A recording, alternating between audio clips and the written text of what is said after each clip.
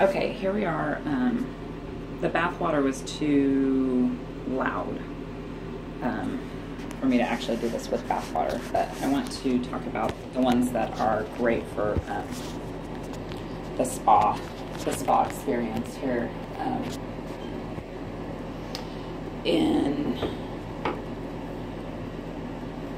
So two are calming, one is for muscle relief. That's what I have here. And I want to show you how to load it up, and I'm struggling with you just using one hand. Of course.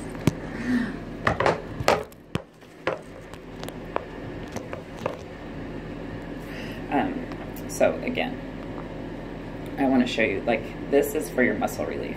I know one of my friend's son plays a lot of sports and uses the Epsom salt baths a lot.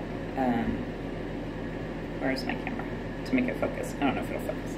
But that's piano way in that one. And this is a mix that really gives a lot of muscle support. So what you're doing again is you're opening. You're adding to the top.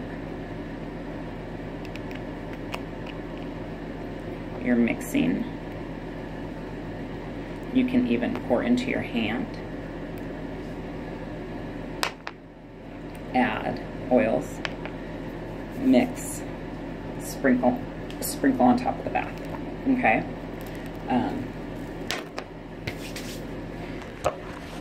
But really what you're looking for is